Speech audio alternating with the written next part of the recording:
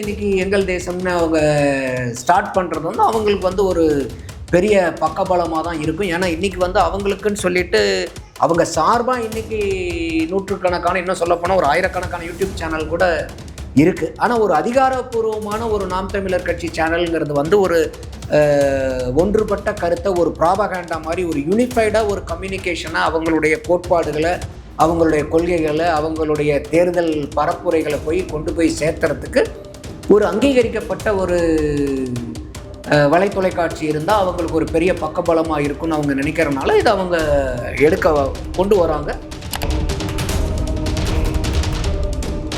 ஆனால் வந்து வலைத்தொலைக்காட்சியை அவங்க கொண்டு வர்றது வந்து உண்மையாலுமே அவங்களுக்கு இன்றைக்கி வேறு ஏதோ ஒரு பார்க்குறதுக்கு நம்ம அங்கீகரிக்கப்பட்டதாயே இன்றைக்கி நிகழ்வுகள் என்னப்பா, இன்றைக்கி என்ன லேட்டஸ்ட் இன்ஃபர்மேஷன், என்ன தேர்தல் பரப்புரை, என்ன ஏதுங்கிறத அவங்களுக்கு வந்து இன்றைக்கி இருக்கக்கூடியது இந்த தேர்தல் காலகட்டம்னு இருக்கிறனால இந்த தேர்தல் சமயத்தில் அவங்களுக்கு வந்து ஒரு அவங்களுடைய செய்தி ஒரு யூனிஃபைடாக ஒரே கருத்து எல்லா மக்கள்கிட்டையும் போய் சேர்றது வந்து கட்டாய தேவையாக இருக்குது.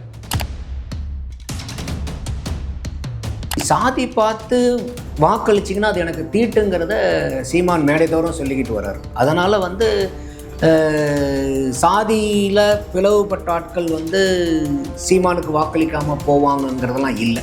ஏன்னா இன்றைக்கி சீமானுக்கு வாக்களிக்கிறவங்க, நாம் தமிழருக்கு வாக்களிக்கிறவங்க பூராமே வந்து ரொம்ப யோசித்து சிந்தித்து இவங்களுக்கு வாக்கு போடலாமா வேண்டாமான்னு ரொம்ப யோசித்து வரக்கூடிய வாக்கு தான் நாம் தமிழர் கட்சிக்கும் சீமான் அவர்களுக்கும் கிடைக்கக்கூடிய வாக்கு. வந்து இன்னைக்கு மக்கள்கிட்ட வந்து இந்த 2026 தேர்தலினுடைய எப்படி இருக்குங்கிற ஒரு ஆர்வம் அதிகமாக இருக்குது. காரணம் என்னன்னு கேட்டிங்கன்னா, விஜய் அவர்கள் உள்ளார வந்தனால நிறையா ஒரு அரசியல் பாலிடிக்ஸ் இருக்க முடியாத அளவுக்கு டைனமிக்ஸே மாறுது. யாருடைய ஓட்டை பிரிப்பாங்க, எவ்வளோ ஓட்டை யார் எங்கேருந்து எடுப்பாங்க. அப்போ நாம் தமிழர் கட்சி சீமானும் வந்து வளர்ந்துக்கிட்டே வராங்க. அதுதான் அவங்களுடைய யூனிக் செல்லிங் ப்ரொபோசிஷன். அப்போ இந்த தேர்தலில் 8.2 எத்தனை வாக்குக்கு அவங்க ஜம்ப் பண்ண போகிறாங்க, எந்த அளவுக்கு வந்து சட்டசபைக்கு உறுப்பினர்கள் அனுப்ப போகிறாங்க. அப்போ இதெல்லாம் வந்து நாம் தமிழர்கள் மேலே இருக்கக்கூடிய ஒரு பார்வை, எதிர்பார்ப்பு, பொதுமக்கள் எதிர்பார்ப்பெல்லாம் மக்கள்கிட்ட இருக்குது. ஏன்னா இது வந்து அவங்களுக்கு 3வது சட்டமன்ற தேர்தல். ஸோ அப்போ இந்த 3வது சட்டமன்ற தேர்தலில்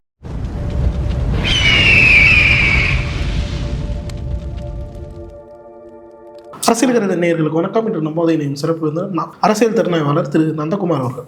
வணக்கம் சார். வணக்கம் சார். எப்படி இருக்கீங்க? நீங்கள் எப்படி இருக்கீங்க? வணக்கம் சார். சார், தொடர்ச்சியாக நாம் தமிழ் கட்சிக்கு அந்த ஊடக புறக்கணிப்பு அப்படின்றது வந்து பல காலமாக நடந்து வர விஷயம் தான். இப்போது சீமான் அவர்கள் வந்து ஒரு விஷயத்தை வந்து சொல்லியிருக்காரு, நமக்கு நாமே ஊடகம் அப்படின்ற ஒரு கொள்கையோடு எங்கள் தேசம் அப்படின்ற ஒரு சேனலை வந்து ஆரம்பிக்க போகிறோம். முதல்ல அது வந்து வலைவழியாக தொடங்கலாம் அப்படின்ற ஒரு விஷயத்தையும் வர பிப்ரவரி 14 அதை வந்து அறிமுகப்படுத்த போகிறதாக சொல்லியிருக்கேன். எப்படி பார்க்குறீங்க இந்த முன்னெடுப்பு? இல்லை, இன்றைக்கி நாம் தமிழர் கட்சி வளர்ந்ததே வந்து சோஷியல் மீடியானால தான். அவங்க கட்சி ஆரம்பிக்கப்பட்ட நாள்லேருந்து அவங்க மேலே பெரிய அளவுக்கு வந்து மீடியா வெளிச்சம் கிடையாது. ஆனால் அவங்க வந்து சமூக வலைதளங்களில் யூடியூப்லலாம் பெரிய அளவுக்கு கோலேச்சி இருக்காங்க. ஒரு காலகட்டத்திலலாம் சீமானுடைய ஃபோட்டோவை போட்டால் தான் யூடியூப் போகுங்கிற அளவுக்குலாம் இருந்தது. ஸோ கண்டென்ட்டில் சீமான் இருக்காரோ இல்லையோ வந்து தம்ப்நெயிலில் சீமானை போட்டு சீமானை பற்ற வார்த்தைகளெல்லாம் போட்டிருப்பாங்க. அந்த அளவுக்கு வந்து இருந்தது. அப்போ அந்த அளவுக்கு அவங்க வளர்ந்து வந்ததுக்கு காரணம் வந்து சமூக வலைதளங்கள் தான். அதில் எந்த மாற்று கருத்தும் இல்லை. ஆனால் இப்போ சமீப காலமாக நாம் தமிழர்களுடைய பங்கெடுப்பு வந்து மீடியாக்களில் கொஞ்சம் அதிகமாகவே இருக்குது. பொதுத்தளத்தில் மெயின் சேட்டலைட் டிவியில் இன்றைக்கி விவாத நிகழ்ச்சிகளெல்லாம் அன்றைக்கெலாம் வந்து நாம் தமிழரை வந்து பெரிய அளவுக்கு வந்து என்டர்டெயின் பண்ணாத இருந்த காலம். இன்றைக்கி வந்து அவங்க அங்கீகரிக்கப்பட்ட கட்சி, தமிழ்நாட்டில் 3வது பெரிய அங்கீகரிக்கப்பட்ட மாநில கட்சிங்கும்போது கட்டாயமாக இன்றைக்கி வந்து அவங்கள ஒதுக்கிட்டு இன்றைக்கி வந்து ஒரு அரசியல் விவாதம் நடத்த முடியாதுங்கிற அளவுக்கு ஒரு நிலைமைக்கு வந்திருக்காங்க. முதல்ல இருந்ததை விட இன்றைக்கி வந்து நாம் தமிழர் கட்சி மேலே மீடியா வெளிச்சம் வந்து இன்றைக்கி அதிகம். ஏன்னா வந்து ஒரு மக்கள் அங்கீகரிக்க வேறு யாருமே வந்து அதை தடை செய்ய முடியாது. 1000 கைகள் மறைத்தாலும் ஆதவன் மறைவதில்லைன்னு சொல்கிற மாதிரி அது மக்கள் செல்வாக்கு வர அந்த மீடியா வெளிச்சம் வந்து ஆட்டோமேட்டிக்காக வர ஆரம்பிச்சிடும். இருந்த போதிலும் அவங்க வந்து இன்றைக்கி எங்கள் தேசம்னு அவங்க ஸ்டார்ட் பண்ணுறது வந்து அவங்களுக்கு வந்து ஒரு பெரிய பக்கபலமாக தான் இருக்கும். ஏன்னா இன்றைக்கி வந்து அவங்களுக்குன்னு சொல்லிட்டு அவங்க சார்பாக இன்றைக்கி நூற்றுக்கணக்கான, இன்னும் சொல்லப்போனால் ஒரு ஆயிரக்கணக்கான யூடியூப் சேனல் கூட இருக்குது. ஆனால் ஒரு அதிகாரப்பூர்வமான ஒரு நாம் தமிழர் கட்சி சேனலுங்கிறது வந்து ஒரு ஒன்றுபட்ட கருத்தை, ஒரு ப்ராபகேண்டா மாதிரி, ஒரு யூனிஃபைடாக ஒரு கம்யூனிகேஷனாக அவங்களுடைய கோட்பாடுகளை, அவங்களுடைய கொள்கைகளை, அவங்களுடைய தேர்தல் பரப்புரைகளை கொண்டு போய் சேர்த்துறதுக்கு ஒரு அங்கீகரிக்கப்பட்ட ஒரு வலைத்தொலைக்காட்சி இருந்தால் அவங்களுக்கு ஒரு பெரிய பக்கபலமாக இருக்குன்னு அவங்க நினைக்கிறனால இதை அவங்க கொண்டு வராங்க. இது வந்து அவங்களுக்கு வந்து ஒரு அரசியல் பரப்புரையில் மக்கள்கிட்ட கொண்டு போய் கருத்துக்களை விதைக்கிறதுல அவங்களுக்கு ஒரு பலமாக தான் இருக்கும். இதை கூடிய விரைவில் வருங்காலகட்டத்தில் அவங்க வந்து ஒரு தொலைக்காட்சியாக மாற்றினாங்கன்னா அது இன்னுமே அவங்களுக்கு வந்து ஒரு பலத்தை கொடுக்கும். ஆனால் கூடுமான வரைக்கும் இன்றைக்கி வந்து ஒரு கட்சி சார்ந்த மீடியாங்கள் வந்து பெரிய அளவுக்கு மக்கள்கிட்ட வரவேற்பு இல்லை. ஏன்னா அது இந்த கட்சிக்காரங்க தாங்கும் போதே அந்த கட்சி சார்ந்தவங்களை தான் பிரதானமாக முன்னிலைப்படுத்துகிறாங்க. அப்போ வந்து அது தனிப்பட்ட முறையில் ஒரு தொலைக்காட்சியாக வரும்போது பொதுமக்களினுடைய பார்வையாளர்களினுடைய எண்ணிக்கை எந்த அளவுக்கு வருங்கிறது தெரியாது. ஆனால் வந்து வலைத்தொலைக்காட்சியாக அவங்க கொண்டு வர்றது வந்து உண்மையாலுமே அவங்களுக்கு இன்றைக்கி வேறு ஏதோ ஒரு பார்க்குறதுக்கு நம்ம அங்கீகரிக்கப்பட்டதாயே இன்றைக்கி நிகழ்வுகள் என்னப்பா, இன்றைக்கி என்ன லேட்டஸ்ட் இன்ஃபர்மேஷன், என்ன தேர்தல் பரப்புரை, என்ன ஏதுங்கிறத அவங்களுக்கு வந்து இன்றைக்கி இருக்கக்கூடியது இந்த தேர்தல் காலகட்டம்னு இருக்கிறனால இந்த தேர்தல் சமயத்தில் அவங்களுக்கு வந்து ஒரு அவங்களுடைய செய்தி ஒரு யூனிஃபைடாக ஒரே கருத்து எல்லா மக்கள்கிட்டையும் போய் சேர்றது வந்து கட்டாய தேவையாக இருக்குது. இந்த சூழ்நிலையில் அது அவங்களுக்கு ஒரு பலம் கொடுக்கும் தான் நான் பார்க்குறேன். 2026 வட தமிழகத்தில் இந்த வன்னியர் பறையர் போலரைசேஷன் வந்து வரும் அப்படின்ற மாதிரி பேச்சுக்கள்லாம் வந்து போகுது. ஒரு பக்கம் ராமதாஸ் அவர்களை வந்து எப்படியாச்சும் எந்தே கூட்டணியில் இணைக்கணும் அப்படின்னு சொல்லிட்டு டெல்லி பாஜக வந்து மூவ் பண்ணுறாங்க அப்படின்ற செய்திகள் வந்து ஒரு பக்கம் வெளியாகிட்டு இருக்கு. அவர் வந்து திமுக கூட்டணியில் போனால் நான் வெளியேறிடுவேன் அப்படின்னு சொல்லிட்டு திருமா அவர்கள் வந்து சொல்கிறாரு. ஸோ ரெண்டு கட்சியுமே அந்தந்த தனித்தனி சாதிகளாக வந்து பிரிக்கிறாங்க, திமுக அதிமுக அப்படின்ற மாதிரி. இதில் வந்து நாம் தமிழர் இந்த ரெண்டு போலரைசேஷனை தாண்டி உள்ளே நிற்க முடியும்னு பார்க்குறீங்களா? வன்னியர் பறையர் இந்த போலரைசேஷன் இல்லை, அது வந்து இன்றைக்கி சாதி பார்த்து வாக்களிச்சிங்கன்னா அது எனக்கு தீட்டுங்கிறத சீமான் மேடைதோறும் சொல்லிக்கிட்டு வர்றார். அதனால் வந்து சாதியில் பிளவுபட்ட ஆட்கள் வந்து சீமானுக்கு வாக்களிக்காமல் போவாங்கங்கிறதெல்லாம் இல்லை. ஏன்னா இன்றைக்கி சீமானுக்கு வாக்களிக்கிறவங்க, நாம் தமிழருக்கு வாக்களிக்கிறவங்க பூராமே வந்து ரொம்ப யோசித்து சிந்தித்து இவங்களுக்கு வாக்கு போடலாமா வேண்டாமான்னு ரொம்ப யோசித்து வரக்கூடிய வாக்கு தான் நாம் தமிழர் கட்சிக்கும் சீமானவர்களுக்கும் கிடைக்கக்கூடிய வாக்கு. உடனே டக்குன்னு ஒரு வாக்கு விழுந்துறது விழல அவங்களுக்கு. ஒரு 1.1% 3 சில்லற, அதுக்கப்புறம் 6.6, அதுக்கப்புறம் 8.2ன்னு ரொம்ப இந்த 4 தேர்தலில் ரொம்ப படிப்படியாக தான் முன்னுக்கு வராங்க. ஸோ அதனால் வந்து அவங்க ஒவ்வொரு காலகட்டத்திலையும் ரொம்ப மக்களினுடைய நம்பிக்கையை வாங்கிறதுக்கு நிறைய போராடுறாங்க. போராடி தான் அந்த வாக்குகளை வந்து அவங்க சேகரிக்கிறாங்க. ஸோ அதனால் வந்து இன்றைக்கி ஒரு சாதி பார்த்து ஒரு போலரைசேஷன் ஆகிட்டனால வந்து சீமானுக்கு ஒழுகக்கூடிய வாக்கு வந்து தடைப்பட்டு போயிருங்கிறதுல எனக்கு உடன்பாடு இல்லை. அது மட்டும் இல்லாமல் இன்றைக்கி சீமான் அவர்களும் அதுக்கு உண்டான சில நடவடிக்கைகளை பெரிய அளவுக்கு எடுக்கிறாருன்னு பார்க்குறோம். நம்ம தேவேந்திர குல வேளாளர்களுடைய அவங்கள பட்டிய நிலத்திலிருந்து வெளியேற்றக்கூடிய மாநாட்டை பூரா ஒரு பெரிய லெவலில் எடுத்தார். அதிலிருந்து அந்த ஏசி வாக்குகளை பூரா பெரிய அளவுக்கு அறுவடை பண்ணணும்னு நினைக்கிறாங்க. அதோட இப்போது இந்த முப்பெரும் தலைவர்களுடைய பிறந்தநாள் விழா கொண்டாடினது, அதே மாதிரி இப்போ மாயாவதி கிட்ட ராஜ்யசபா உறுப்பினராக இருந்த அம்பேத்ராஜன் அவர்களை வந்து இங்கே வேட்பாளராக கொண்டாந்து இப்போ போடுறது. ஸோ இந்த மாதிரி அவரும் வந்து இன்றைக்கி அரசியல் இந்த மாதிரி ஒரு போலரைசேஷன் ஆனால் என்ன பண்ணுறங்கிற ஒரு கண்டிஜென்சி பிளானிங்காக அவரும் வந்து சில நடவடிக்கைகளை வந்து துரிதமாக ரொம்ப பெரிய அளவுக்கு வந்து பேசப்படலைனாலும் சைலண்ட்டாக அவர் அந்த சில நடவடிக்கைகள் எல்லாம் எடுத்துக்கிட்டு தான் இருக்கார். ஸோ அதனால் இந்த ஒரு போலரைசேஷன் வந்து சீமானவர்கள் வாக்கு வங்கியை வந்து பெரிய அளவுக்கு பாதிக்குங்கிறது எனக்கு என்னுடைய கண்ணுக்கு தென்படலை. குறிப்பாக ராமதாஸ் அவர்களை திமுக கூட்டணியில் வந்து வைப்பதற்கு காரணமே பாமக வாக்குகளை வந்து நம்ம ஈஸியாக பிரிச்சிடலாம், அது வந்து எதிர்கட்சிக்கு ஒரு பேக்ஃபயர் ஏற்படுத்தக்கூடிய ஒரு விஷயம்தான் அப்படின்றத ஒரு ஸ்ட்ராட்டஜிக்கலாக திமுக மூவ் பண்ணு அப்படின்னு சொல்லப்படுது. ஆனால் திருமாவளவன் அதுக்கு செக் வைக்கிறார், நான் வெளியே போயிடுவேன் அப்படின்றது. அந்த விஷயத்தை எப்படி சார் பார்க்குறீங்க? அல்ல, இது ரொம்ப நாளைக்கு முன்னாடியே அவர் திருமா அவர்கள் சொன்னது. ஆனால் நடுவில் மாற்றினார்ல சார், நடுவில் கொஞ்சம் பக்கத்தை காணுங்கிற மாதிரி இருந்துச்சு. அதுக்கப்புறம் மறுபடியும் எப்படி இது அரசியல்வாதிகள் நிலைப்பாடு கொஞ்சம் மாறத்தான் செய்யும். ஆனால் இப்போ அவங்களுடைய சமீபத்தினுடைய நிலைப்பாடு என்னன்னாக்கா, இல்லை நாங்கள் சாதி கட்சி இருந்துச்சுன்னா, பாட்டாளி மக்கள் கட்சி வந்துச்சுன்னா நாங்கள் வெளியே போயிடுவோம் அப்படின்னு சொல்லிட்டு. அதே மாதிரி தான் வந்து அவங்க பாரதிய ஜனதா கூட வந்து நாங்கள் எப்பயுமே கூட்டணி வைக்க மாட்டோம்னாங்க. ஆனால் அண்ணன் திருமாவளவன் அவர்கள் வந்து முதல் முறையாக கூட்டணி வச்சதே, எம்எல்ஏவாகும்போது கூட்டணி வச்சதே பாரதிய ஜனதா கூட கூட்டணியில் இருந்தது. அவர் முதல் தடவை அண்ணன் திருமாவளவன் அவர்கள் எம்எல்ஏவானது. அதுக்கு முன்னாடி தான் வந்து பாபர் மசூதி இடிக்கப்படுது 92. அப்போ நீங்கள் 2001 போனால் அப்போ நீங்கள் இன்னைக்கு வந்து மதவாதம் சனாதனம்னு பேசும்போது பாபர் மசூதியை இடிக்கும்போது தெரியலையா அது? அப்போ அதுக்கப்புறம் தான் நீங்கள் பாரதிய ஜனதா கூட கூட்டணி வச்சு அந்த கூட்டணியில் தான் நீங்கள் முதல் தடவையாக அண்ணன் திருமாவளவன் அவர்கள் எம்எல்ஏவானது. அடுத்தது 2009 இனப்படுகொலை நடந்துச்சு. அப்போ இனப்படுகொலை நடக்கும்போது உண்ணாவிரதம்லாம் இருந்தார், பெரிய அளவுக்கு வந்து எதிர்ப்பு குரல் கொடுத்தாரு. காங்கிரஸ் கூட இனி ஜென்மத்துக்கு கூட்டணி கிடையாதுன்னாரு. சொன்னாரா இல்லையா? சொன்னார். இன்னைக்கு யார் கூட கூட்டணியில் இருக்காரு? காங்கிரஸ். 19, 21, 24 யார் கூட கூட்டணியில் இருக்கீங்க சார்? அதே டைலாக் தான் சார். அவர் திமுக கூட கூட்டணி, திமுக தான் காங்கிரஸ். இதைத்தான் வந்து பார்த்தீங்கன்னாக்கா அன்னைக்கு அண்ணன் திருமாவளவன் அவர்கள் கேட்கும்போது பத்திரிகையாளர்கள் கேட்கும்போது சொன்னது, இல்லை நாங்கள் பாரதிய ஜனதா கூட்டணியில், நாங்கள் திமுக கூட தானே கூட்டணி. அப்போ நாங்கள் திமுக கூட தான் கூட்டணின்னா திமுக யாரு கூட கூட்டணி வச்சுக்கிட்டாலும் இவங்க அது இல்லையா? இதுதான் சனாதன எதிர்ப்பா? அப்போது இந்த கூட்டணியில் என்னென்னா, இந்த அரசியல்வாதிகளை பொறுத்த வரைக்கும் எதுவுமே வந்து ஒரு நிலைத்த சொல்லலாம் கிடையாது.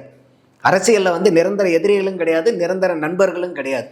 இன்னைக்கு இருக்கக்கூடிய ஸ்டாண்டுக்கு ஆமாங்க நாங்கள் முன்னாடி தப்பு பண்ணிட்டேன்னு ஒத்துப்பாங்க.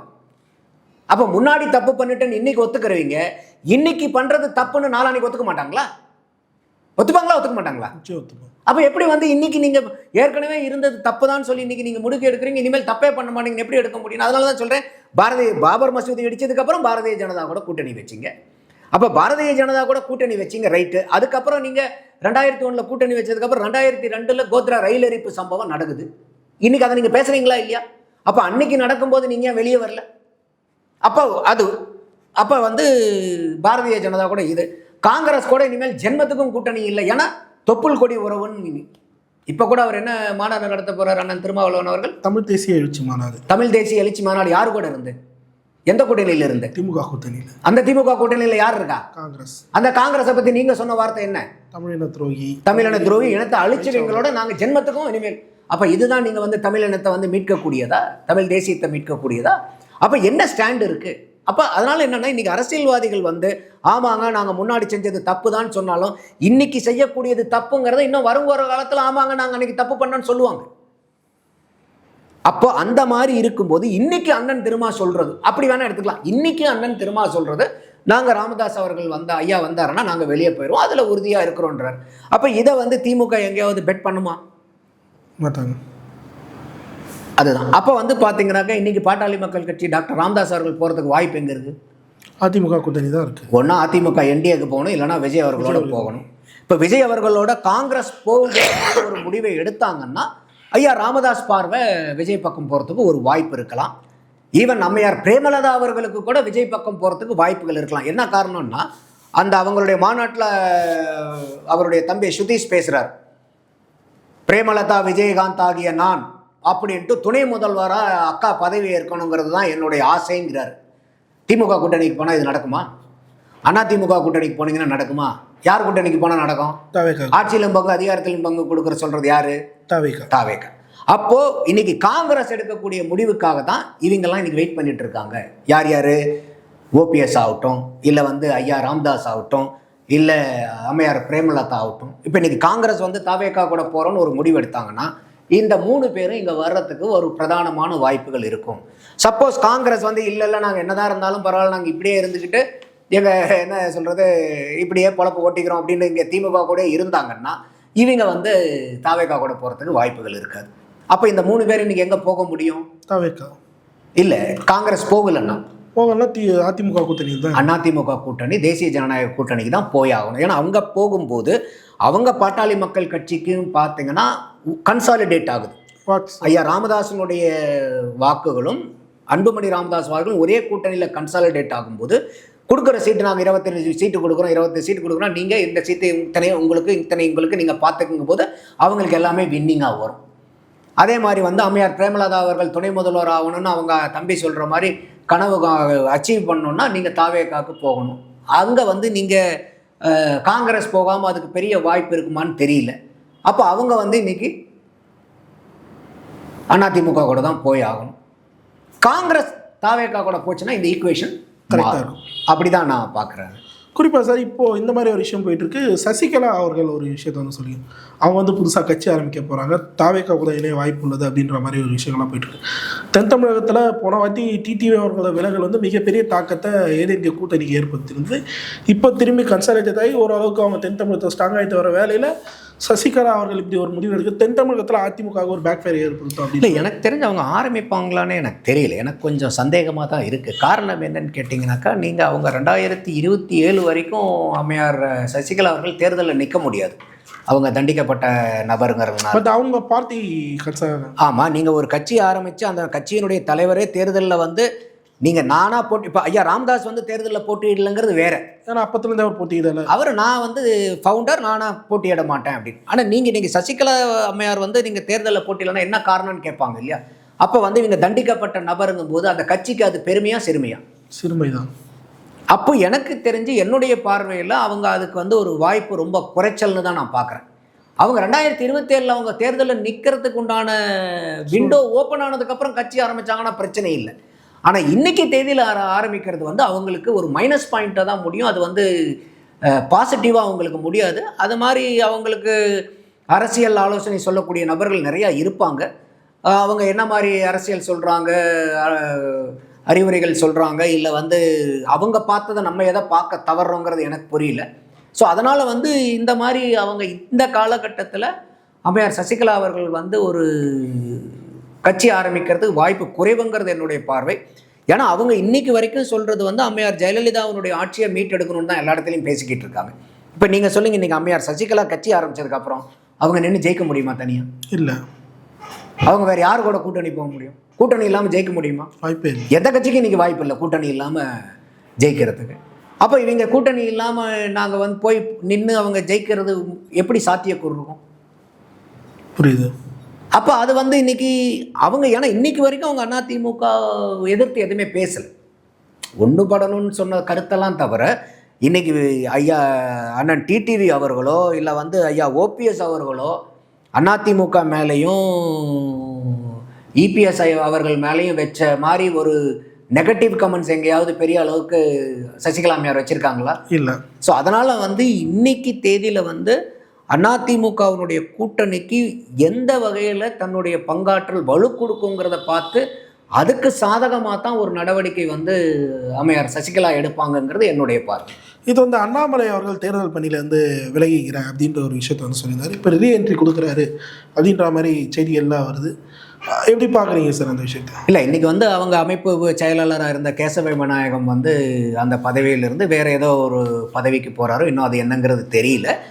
அதே சமயம் அண்ணாமலை அவர்கள் வந்து இல்லை, அவங்க அப்பாவுக்கு வந்து டயாலிசிஸ் நடந்துக்கிட்டு இருக்கு, அதனால் வந்து உடம்பு சரியில்லாதனால எனக்கு பார்க்க வேண்டியது இருக்குன்றாங்க. அது உண்மையாலுமே ஒரு டயாலிசிஸுங்கும் போது அது எந்த அளவுக்கு வந்து ஒரு சித்திரவாதைங்கிறது, அதை பண்ணுனவங்க இல்லைனா வந்து அதை பண்ணி யாரோ ஒன்று சொல்லி கேட்டவங்க, அதை தெரிஞ்சவங்களுக்கு அதனுடைய சிரமங்கள் புரியும். ஸோ அவர் சொல்கிறது வந்து நான் தேர்தல் பணியில் இருக்கேன். ஏன்னா இன்றைக்கி நீங்கள் வந்து ஒரு 6 தொகுதிக்கு இன்சார்ஜுங்கும் போது நீங்கள் தான் அந்த 6 தொகுதிக்கும் சென்ட்ரல் பாயிண்ட். உங்கள்கிட்ட இருந்து தான் அத்தனையும் பிரியும், உங்கள்கிட்ட இருந்து தான் அத்தனையும். அப்போ நீங்கள் தான் வந்து மெயின் டிரான்ஸ்ஃபார்மர், ரிசீவ் பண்ணி எல்லாத்துக்கும் டிஸ்ட்ரிபியூட் பண்ணி ஆகும். அந்த இடத்துல வந்து பார்த்தீங்கன்னாக்கா அண்ணாமலைக்கு அந்த அளவுக்கு டைம் கிடைக்குமா, அந்த அளவுக்கு ஒரு பீஸ் ஆஃப் மைண்ட் கிடைக்குமா, அந்த அளவுக்கு எல்லா இடத்துலையும் வந்து இப்போ நீங்கள் தேர்தல் நான் வந்து இல்லை பிரச்சாரத்துக்கு வரங்கிறது பிரச்சனையே இல்லை. நீங்கள் பிரச்சாரங்கிறது என்ன, மேடை ஏறி பேசுங்க, முடிஞ்சு போச்சு. அதுக்கு வந்து ஒன்றும் பெரிய மெனக்கெடணுங்கிற அவசியம் இல்லை. உங்களுக்கு என்ன, உங்களுடைய அரசியல்ங்கிறது தெரியும், எதிர்க்கட்சிகளினுடைய குறைபாடுகள் என்னன்னு தெரியும், நீங்கள் வந்தால் என்ன பண்ணுவீங்கிறது தெரியும், கூட்டணி பலத்தையும் எதிர்க்கட்சிகளினுடைய குறைகளையும் நீங்கள் பேசுகிறது வந்து பெரிய மெனக்கெட வேண்டியதில்லை. அந்த மேடை ஏறி 1 மணி நேரமோ 1/2 மணி நேரமோ நீங்கள் அந்த பேசக்கூடிய காலம் மட்டும்தான். ஆனால் நீங்கள் வந்து ஒரு கட்சி அந்த 6 தொகுதிக்கு பொறுப்பாளருங்கும் போது ரொம்ப ரொம்ப அதிகமான வேலைப்பளு இருக்கும். ஸோ அப்போ அவருடைய தந்தையாருடைய உடல்நிலை சரியில்லாதனால இந்த முடிவை எடுக்கிறாருங்கிறத நம்ம மதித்து தானே ஆகணும். இல்லை அவர் பொய் சொல்கிறாருன்னு நம்ம எப்படி சொல்ல முடியும்? ஆனால் இதே நான் வந்து தேர்தல் பணிக்கு வரங்கிறார். அவர் வந்து விலகி போய் நான் உட்கார்ந்துருக்கிறேன்னு சொல்லலை. புரியுது. நான் வரேன், நான் தேர்தலுக்கு பிரச்சாரத்துக்குலாம் நான் வரேன், பரப்புரைக்கு வரேன். ஏன்னா அந்த இடத்துல வந்து உங்களுக்கு பீஸ் ஆஃப் மைண்டு, நீங்கள் பேசுகிறத மட்டும் பேசிட்டு போயிடலாம். இப்போ நீங்களே இருக்கீங்க, நம்ம வரோம், நீங்கள் இன்டர்வியூ கேட்குறீங்க, நம்ம பதில் சொல்கிறதோட முடிஞ்சு போச்சு. ஆனால் நீங்கள் இது எதை பற்றி இன்டர்வியூ எடுக்கணும், என்ன கேள்விகள் கேட்கணும், இதை கேமரா எப்படி செட்டப் பண்ணணும், இது எத்தனை மணிக்கு எடுக்கணும், இது அதுக்கப்புறம் வந்து உங்களுக்கு போஸ்ட் ப்ரொடக்ஷன் எப்படி நீங்கள் எடிட்டிங் பண்ணணும், எல்லாம் பண்ணணும், அப்போ எந்த நேரத்தில் போஸ்டிங் போடணும், இத்தனை வேலை இருக்குது. இப்போ நம்ம வந்து பேசுகிறீங்களுக்கு பேசி முடிச்சோடனே வேலை முடிஞ்சு போச்சு, எனக்கு ஏதாவது இருக்கா? ஒன்றும் இல்லை. அப்போ அந்த தலைப்புக்கு நம்ம பேசுகிறோம், அவ்வளோதான். அப்போ இப்படி தான் வந்து நம்ம அண்ணாமலையும் பார்க்க வேண்டியதாக இருக்குது. மேபி அண்ணாமலை மாதிரி ஒரு ஆளுமைகளை வந்து பாரதிய ஜனதா வந்து விட்டு கொடுக்கறதுக்கும் ரெடியாக இல்லை. ஏன்னா அவருடைய கெப்பாசிட்டி கேப்பபிலிட்டியை ப்ரூவ் பண்ணியிருக்கார் அண்ணாமலை. இன்றைக்கி வரைக்கும் what ever said and ton வந்து அண்ணாமலைக்குன்னு ஒரு கூட்டம் இருக்குது. அங்கே அண்ணாமலைக்குன்னு ஒரு கிரேஸ் இருக்குது. பாரதிய ஜனதாக்குள்ளாரே ஆகட்டும், தமிழக அரசியல்லே ஆகட்டும். அவர் ஒரு ஐபிஎஸ் ஆஃபீஸராக இருக்கார், ஒரு வயதில் இளையராகவும் இருக்கார், எதையும் வந்து வெளிப்படையாக பேசக்கூடியவராகவும் இருக்கார், ரொம்ப அக்ரெசிவ் லீடராகவும் இருக்கார். அந்த வரட்டு காட்டுக்கு முரட்டு மம்டிங்கிற மாதிரி இன்றைக்கி இங்கே இருக்கக்கூடிய கட்சிகளுக்கு ஒரு பட்டுன்னு ஒரு பதிலடி கொடுக்கறதுல பெரிய அளவுக்கு இருந்தார். அவர் தலைவராக இருக்கும்போது எப்போ பாரு அவருடைய பேட்டிகளே தான் வந்துக்கிட்டு இருக்கும். அந்த அளவுக்கு வந்து ஒரு லைம்லைட்டில், மீடியா லைம்லைட்டில் தன்னைத்தானே நிலைநிறுத்திக்கிட்டு பாரதிய ஜனதாவை அதிகமாக பேச வச்ச நபர். ஸோ அப்போ நமக்கு தெரிஞ்சது பூரா பாரதிய ஜனதா. ஏன்னா அவர் அடையாளம் காமிச்சது யார்? பாரதிய ஜனதா தானே. அப்போ இவருக்கு இந்த தகுதிகள் இருக்குன்னு தெரிஞ்சு தான் பாரதிய ஜனதா கொண்டு வருது. அதனால் பாரதிய ஜனதா வந்து ஏதாவது ஒரு நல்ல வழியில் அண்ணாமலையை பயன்படுத்துவாங்கன்னு தான் நான் பார்க்குறேன். இறுதியாக ஒரே ஒரு கேள்வி தான் சார். மாற்றத்தை விரும்பும் மக்களின் மாது நாளுக்கு நாள் அதற்கான எதிர்பார்ப்புகள் வந்து போயிட்டே இருக்குது. தேர்தல் சமயத்தில் ஒரு மாற்றத்தை நோக்கி இந்த மாநாடு அமையும் அப்படின்னு சொல்லிட்டு நாம் தமிழர் கிளைம் பண்ணுறாங்க. நீங்கள் எப்படி பார்க்குறீங்க சார்? இல்லை, கட்டாயமாக. ஏன்னா இன்றைக்கி எல்லாத்துக்குமே வந்து இன்றைக்கி மக்கள்கிட்ட வந்து இந்த 2026 தேர்தலினுடைய எப்படி இருக்குங்கிற ஒரு ஆர்வம் அதிகமாக இருக்குது. காரணம் என்னன்னு கேட்டிங்கன்னா, விஜய் அவர்கள் உள்ளார வந்தனால நிறையா ஒரு அரசியல் பாலிடிக்ஸ் இருக்க முடியாத அளவுக்கு டைனமிக்ஸே மாறுது. யாருடைய ஓட்டை பிரிப்பாங்க, எவ்வளோ ஓட்டை யார் எங்கேருந்து எடுப்பாங்க. அப்போ நாம் தமிழர் கட்சி சீமானும் வந்து வளர்ந்துக்கிட்டே வராங்க. அதுதான் அவங்களோட யூனிக் செல்லிங் ப்ரொபோசிஷன். அப்போ இந்த தேர்தலில் 8.2 எத்தனை வாக்குக்கு அவங்க ஜம்ப் பண்ண போகிறாங்க, எந்த அளவுக்கு வந்து சட்டசபைக்கு உறுப்பினர்கள் அனுப்ப போகிறாங்க. அப்போ இதெல்லாம் வந்து நாம் தமிழர்கள் மேலே இருக்கக்கூடிய ஒரு பார்வை, எதிர்பார்ப்பு, பொதுமக்கள் எதிர்பார்ப்பெல்லாம் மக்கள்கிட்ட இருக்குது. ஏன்னா இது வந்து அவங்களுக்கு 3வது சட்டமன்ற தேர்தல். ஸோ அப்போ இந்த 3வது சட்டமன்ற தேர்தலில் எத்தனை உறுப்பினர்கள் அவங்க அனுப்ப போகிறாங்க, எந்த அளவுக்கு வந்து இங்கே வெற்றி வாய்ப்பை கொண்டு வர போகிறாங்க அப்படிங்கிறதெல்லாம் பெரிய அளவுக்கு மக்கள் பார்த்துட்ருக்கனால இந்த மாநாடு வந்து அவங்களுக்கு உண்மையாலுமே ரொம்ப முக்கியமான மாநாடான்னு தான் பார்க்குறேன். அதோட தேர்தலுக்கு முன்னாடி நடக்குது. அதாவது வேட்பாளர்களையும் அறிவிக்க போகக்கூடிய மாநாடாக இருக்குது. அப்போ அந்த வேட்பாளர்களை எந்தெந்த தொகுதிக்கு யார் யார் வேட்பாளருங்கிறது ரொம்ப முக்கியம். 234 வேட்பாளருங்கிறது மட்டும் இல்லாமல் அந்தந்த வேட்பாளர்களை, வெற்றி வாய்ப்பு இருக்கக்கூடிய வேட்பாளர்களை அந்தந்த தொகுதியில் நிறுத்துகிறாங்களாங்கிறது ரொம்ப முக்கியம். ஏன்னா அதுதான் நம்ம கூட சில நேரத்தில் வந்து அது ஒரு குறைபாடாக பேசியிருக்கிறோம். சில பேர்த்த வந்து அவங்க ஒரு இளைஞர்களை நிறுத்துறதை பாராட்டுறோம், பெண்களை சமசகிதம் நிறுத்துறதை பாராட்டுறோம், ஒரு தாழ்த்தப்பட்ட மக்களை வந்து, அதாவது நீங்கள் சொல்லக்கூடிய தாழ்த்தப்பட்டன்னு சொல்லக்கூடிய அந்த மக்களை கொண்டு போய் பொது தொகுதியில் நீங்கள் நிறுத்துறதாகட்டும், இது எல்லாம் வரவேற்கக்கூடியது. ஆனால் ஒரு வேட்பாளர்களை வந்து தொடர்ந்து வந்து நீங்கள் ஒரு தொகுதியில் நிறுத்தணும், மக்களுக்கு பரிச்சயப்படுத்தணும், அந்தந்த பகுதி மக்களை அந்தந்த இடத்துல நிறுத்தணும்.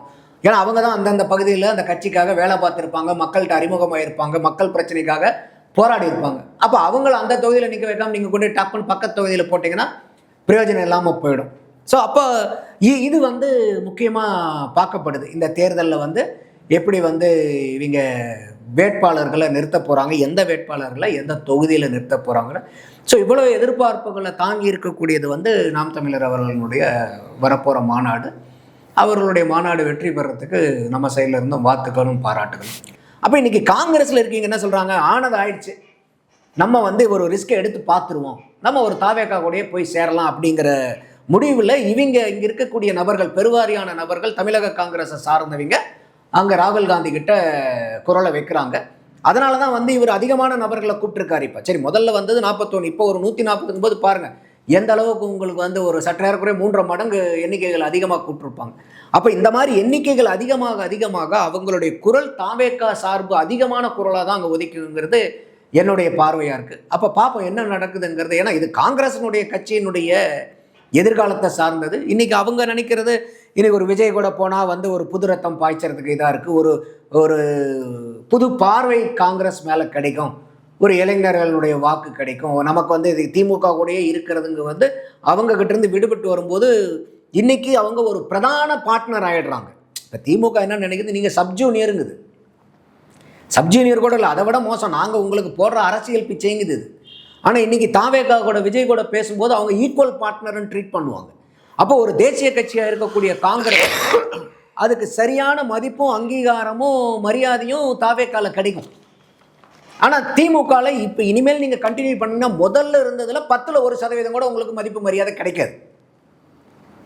அதெல்லாம் தான் இன்றைக்கி வந்து இவங்க பெரிய ஈக்குவேஷனில் உட்காந்துருக்காங்க. இது எப்படி எந்த இடத்துல கூட்டி கழித்து எப்படி ஈக்குவேஷன் முடிய போகுதுங்கிறத நம்ம இன்றைக்கோ 2-3 நாளில் கட்டாயமாக தெரிஞ்சிடும் தான் நான் நினைக்கிறேன். பல்லர்களை தெளிவாக. நன்றி சார்.